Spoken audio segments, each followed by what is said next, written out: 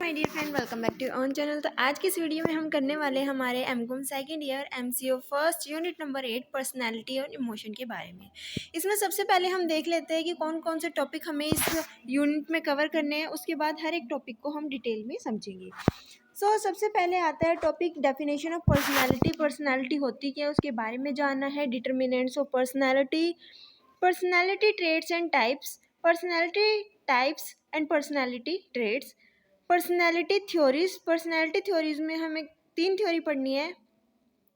Psycho analytical theory, self theory, social learning theory. उसके बाद हमारा जो नेक्स्ट और लास्ट टॉपिक है वो है मॉडल्स ऑफ मैन। तो आज की इस वीडियो में हम करने वाले हैं डेफिनेशन ऑफ पर्सनैलिटी के बारे में और इसका कुछ इंट्रोडक्शन हम पढ़ेंगे कि एक्चुअली में होती क्या है। ठीक है, तो स्टार्ट करते हैं इंट्रोडक्शन से। The general meaning of personality is the external appearance.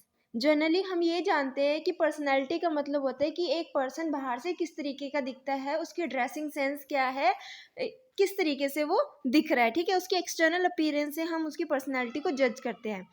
लेकिन एक्सटर्नल अपीयरेंस से ही एक पर्सन की पर्सनैलिटी को जज नहीं किया जा सकता। However, mere external appearance doesn't determine the personality of an individual. A host of factors determine individual personality. Interestingly, personality is not developed spontaneously. It is developed over a period of time. A man is born with certain physical and mental qualities, and the environment further shape his or her personality. तो basically ये कहा गया है कि general meaning में अगर देखा जाए तो पर्सनैलिटी को हम लोग यही समझते हैं कि वो एक्सटर्नली उसकी अपीयरेंस किस तरीके की है किसी भी पर्सन की। लेकिन एक्सटर्नल अपीयरेंस के बेसिस पे किसी भी पर्सन की पर्सनैलिटी को जज नहीं किया जा सकता। उसके बिहेवियर, उसका नेचर कैसा है, उसकी इंटेलिजेंस कैसी है, उसकी नॉलेज क्या है, ये सारी चीज़ों को मिला के ही किसी भी पर्सन की पर्सनैलिटी का पता चलता है। तो इसमें बहुत सारे फैक्टर्स होते हैं किसी भी पर्सन की पर्सनैलिटी को जानने के लिए। जो पर्सनैलिटी होती है वो एकदम से डेवलप नहीं होती। टाइम के अकॉर्डिंग जो है हर एक पर्सन की पर्सनैलिटी जो है वो चेंज होती रहती है। ठीक है, तो एक जो मैन होता है वो बोर्न होता है, उसकी कुछ फिजिकल और मेंटल क्वालिटीज़ के साथ बोर्न होता है। ठीक है, जब बोर्न होता है तो उसकी कुछ ना कुछ फिजिकल क्वालिटीज़ या मेंटल क्वालिटीज़ को वो लेके बोर्न होता है। इन्वायरमेंट में जब वो आता है तो इन्वायरमेंट के अकॉर्डिंग उसकी जो पर्सनैलिटी है वो क्या होती रहती है, समय के अकॉर्डिंग चेंज होती रहती है। तो अब हम पर्सनैलिटी के डेफिनेशन देख लेते हैं कि पर्सनैलिटी एक्चुअली में होती क्या है, इसकी प्रॉपर डेफिनेशन क्या है। Personality is an important aspect in understanding the human being that are the most important resource of an organization. किसी भी ऑर्गेनाइजेशन के लिए कोई भी पर्सन, कोई भी एक इंडिविजुअल पर्सन बहुत ज़्यादा इंपॉर्टेंट रिसोर्स होता है। ठीक है, they provide life to other resources for the accomplishment of goal and objective. Human energy make all the difference in organisation. तो सबसे पहले हम ये देख लेते हैं कि हर एक पर्सन जो होता है डिफरेंट होता है। ठीक है, हर एक पर्सन की डिफरेंट पर्सनैलिटी होती है, डिफरेंट थिंकिंग होती है, different motivation, source of motivation होता है। ठीक है, तो कहीं ना कहीं पर्सनैलिटी को समझना बहुत ज़्यादा इंपॉर्टेंट होती है हर एक इंडिविजुअल की जो हमारी ऑर्गेनाइजेशन में काम करते हैं। यानी कि किसी भी एक पर्सन की वजह से हम अपनी ऑर्गेनाइजेशन के गोल को अचीव भी कर सकते हैं और चूक भी सकते हैं। तो कहीं ना कहीं हर एक जो भी इंडिविजुअल पर्सन है वो कहीं ना कहीं एक इम्पोर्टेंट सोर्स होता है हमारी ऑर्गेनाइजेशन के गोल से ऑब्जेक्टिव को अचीव करने के लिए। तो हमें जो भी एम्प्लॉयज़ हम अपनी ऑर्गेनाइजेशन में सेलेक्ट कर रहे हैं तो कहीं ना कहीं हमें उनकी जो पर्सनैलिटी है उसको देख लेना चाहिए, देख परख के ही किसी को भी जॉब पे रखना चाहिए। क्या वो हमारे ऑर्गेनाइजेशन के ऑब्जेक्टिव को अचीव करने में हेल्प कर सकता है या नहीं। उसके बाद हम इस डेफिनेशन को और अच्छे से पढ़ते हैं, इसकी कैरेक्टरिस्टिक देखते हैं कि एक्चुअल में पर्सनैलिटी क्या होती है, ताकि हमें और अच्छे से ये जो है समझ में आए। क्या क्या कैरेक्टरिस्टिक होते हैं पर्सनैलिटी के वो देखते हैं। फर्स्ट कैरेक्टरिस्टिक है personality refer to the both physical and psychological quality of an individual.